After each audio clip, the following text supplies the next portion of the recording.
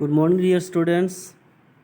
This is Harish Kumar from Excellence English Classes, and today I am here with a summary of Act First and Scene 2.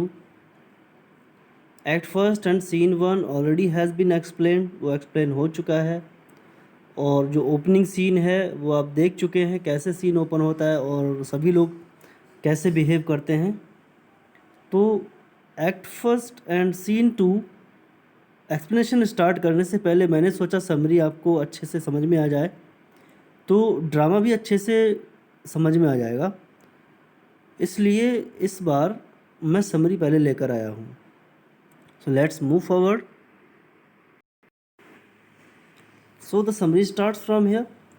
It is in this long scene that the exposition of the play takes place properly. इस long scene में ही जो पूरा play होता है वो expose होता है। एक्सपोजिशन प्ले की यहीं से प्रॉपरली स्टार्ट होती है कि प्ले का आखिर बैकग्राउंड क्या है। तो एक्ट फर्स्ट एंड सीन 2 में ये चीज़ चालू हो जाती है। It may be divided into 3 parts. ये 3 पार्ट्स में डिवाइडेड है summary, act first and scene 2। Most of the main characters are introduced here. जितने भी इम्पोर्टेंट कैरेक्टर्स हैं, माइनर कैरेक्टर्स को छोड़कर वो यहाँ पर इंट्रोड्यूस हो जाते हैं, उनके बारे में पता चलता है। We come to know how this tempest has brought prosperous enemies to island. हमें पता चल जाता है कि प्रॉस्पर के जो एनिमीज़ हैं, जितने भी उसके दुश्मन हैं, इस आइलैंड पर कैसे लाए गए। So part 1, Miranda tells her father Prospero that she has seen a furious storm which caused a shipwreck of the coast of island.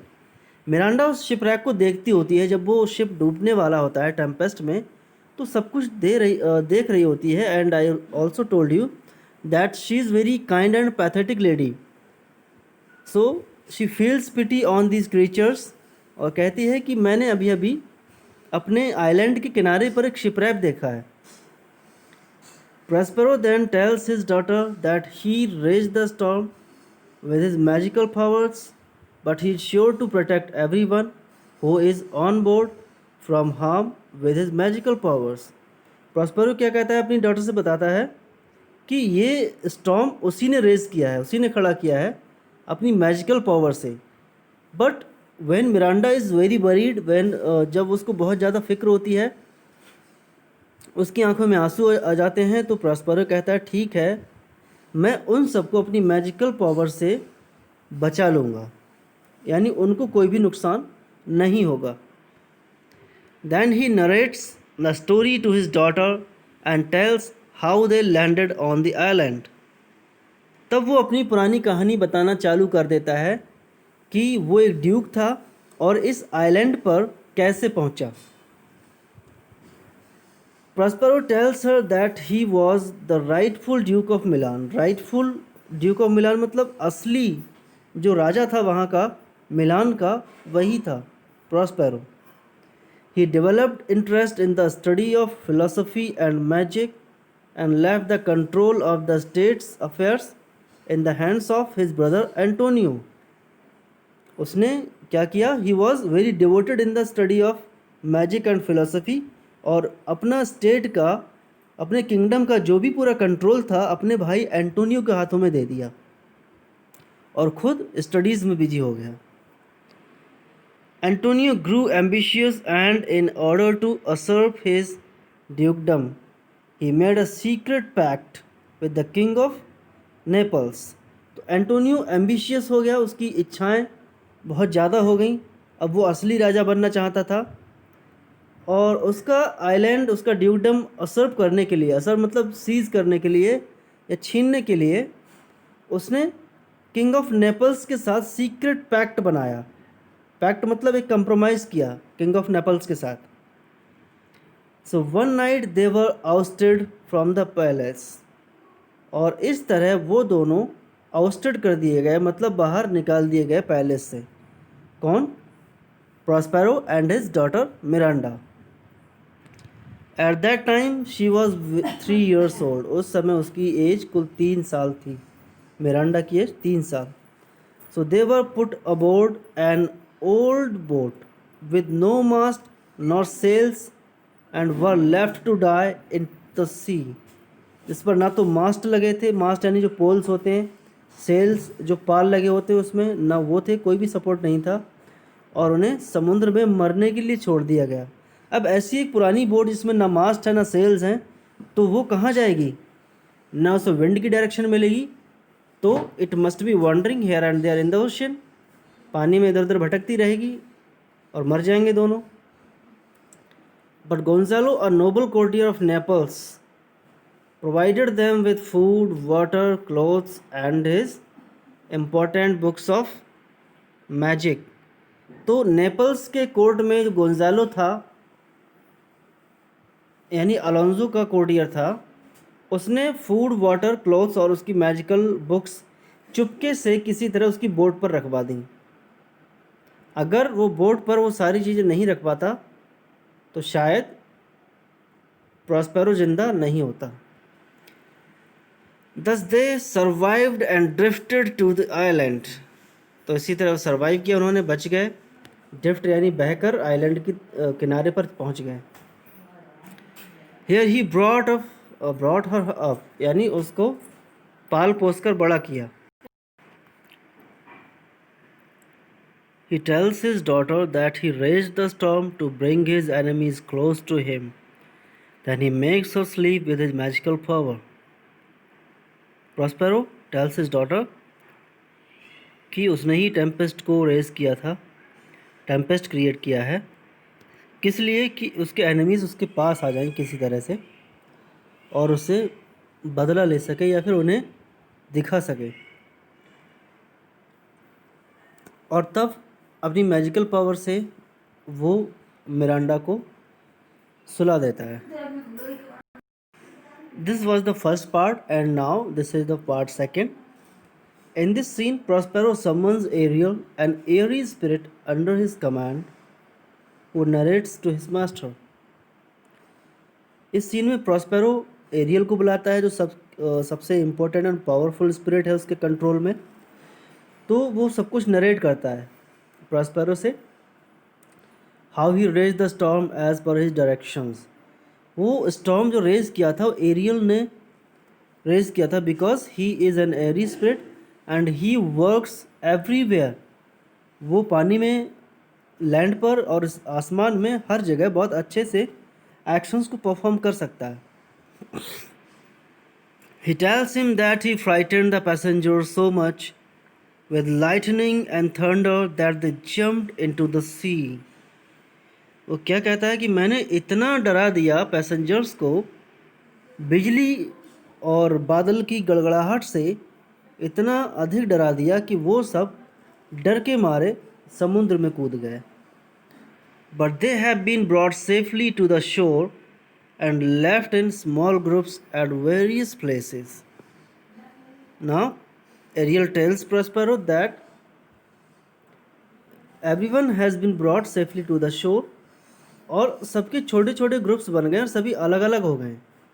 पहले सब लोग एक साथ थे, अब सब अलग हो गए. Ariel tells Prospero that there was a lot of work that he had to do. अब एरियल प्रॉस्पेरो को बताता है कि अभी तो बहुत काम बचा, ये तो बस शुरुआत है, अभी बहुत काम करना है. He is not eager to do more work. लेकिन एरियल ज़्यादा काम नहीं करना चाहता, वो फ्रीडम चाहता है प्रॉस्पेरो से. Prospero reminds Ariel that it was who got him freedom from the evil spell of the witch named Sycorax. जब एरियल कहता है कि मैं अब ज़्यादा काम नहीं करना चाहता हूँ, मुझे अब छोड़ दो, तो प्रॉस्पेरो से रिमाइंड करता है, उसे याद दिलाता है कि ये प्रॉस्पेरो ही था जिसने सिकोरेक्स के चंगुल से उसे छुड़ाया था. Who had a full control on the island before he arrived. यानी प्रॉस्पेरो के आने से पहले सिकोरेक्स का पूरा कंट्रोल था उस आइलैंड पर और एरियल उसके अंडर में था. तो एरियल को सिकोरेक्स से छुड़ाया और फिर अपने कंट्रोल में किया. Sycorax died leaving Ariel trapped in a pine tree. तो सिकोरेक्स मर गई थी और एरियल को एक पाइन ट्री में, ताड़ के पेड़ में ट्रैप कर दिया था, उसको बांध दिया था। Prospero with his magical powers got Ariel released from the pine tree। तो प्रॉस्पेरो ने अपनी मैजिकल पावर से पाइन ट्री से उसको रिलीज किया। He got a promise from Ariel that he would obey his commands and serve him। तो aerial ने भी प्रॉमिस किया कि उसकी कमांड्स को फॉलो करेगा, उसको सर्व करेगा, उसका सभी काम करेगा। Prospero assures Ariel that he would free the spirit in 2 days if he performs his duty diligently till then। क्या कहता है, 2 दिन का काम और बचा है, 2 दिन तक अच्छे से काम करो, उसके बाद तुम्हें छोड़ देंगे। Ariel expresses his gratitude to his master and hurries off to carry out his task। तो वो अपना मतलब कहता है कि हाँ मेरे ऊपर बहुत एहसान है आपका, और तेजी से फिर से काम को निपटाने के लिए चला जाता है। उसके बाद प्रॉस्पेरो मिरांडा को जगाता है। Caliban the half human son of the witch Sycorax is introduced in this scene. अब इसके बाद कैलिबन यहाँ पर अपीयर होता है, जो हाफ ह्यूमन सन है सिकोरेक्स का। सिकोरेक्स जो एक विच थी, एक चुड़ैल, तो उसकी हाफ बॉडी जो है ह्यूमन की है और आधी जानवर जैसी। Caliban curses Prospero and Miranda. Caliban जो है मिरांडा और प्रॉस्पेरो दोनों को कर्स करता रहता है, कोसता रहता है दोनों को। He says that initially they treated him well for showing them the whole island। तो क्या कहता है कि इनिशियली यानी स्टार्टिंग में उन्होंने बहुत अच्छे से ट्रीट किया, क्योंकि उसने पूरा आइलैंड घुमाया प्रॉस्पेरो और मिरांडा को। But now they have imprisoned him in a tiny corner of the island। और अब उसे आइलैंड के एक छोटे से कोने में इम्प्रिजन कर दिया है, कैद कर दिया है। Prospero tells him that he should be grateful to them for teaching him how to speak and for many other things। Prospero tells Caliban that he should be grateful, कि कैलिबन को एहसान मानना चाहिए, ग्रेटफुल होना चाहिए कि हम लोगों ने उसे अच्छे से बोलना सिखाया और बहुत सारी दूसरी चीज़ें सिखाई। They punished him and imprisoned him after he tried to attack Miranda. उसे पनिश और इम्प्रिजन कब किया, जब उसने मिरांडा पर अटैक किया था एक बार, उसको डराने के लिए या कुछ मारने के लिए। Since then they have kept him as their slave। और तब से उनका गुलाम बनकर रहता है Caliban. Now they want him to fetch wood for them and do other trivial tasks। अब कैलिबन का इतना सा काम रह गया कि उनके लिए लकड़ी लेकर आए और ऐसी छोटे मोटे मजदूरी वाले काम करे। इस वजह से कैलिबन बहुत नाराज़ होता है और लास्ट में वो ट्रिंकुलो और स्टेफनो के साथ मिलकर उसे मारने की कोशिश भी करता है, लेकिन वो प्लान फेल हो जाता है एरियल की वजह से। तो ये समरी यहाँ पर एक्ट फर्स्ट एंड सीन 2 की फिनिश हो चुकी है। आई होप आपको समझ में आ गई होगी। सब्सक्राइब चैनल को नहीं किया तो सब्सक्राइब कर लीजिए। Thanks for watching the video. Have a great day.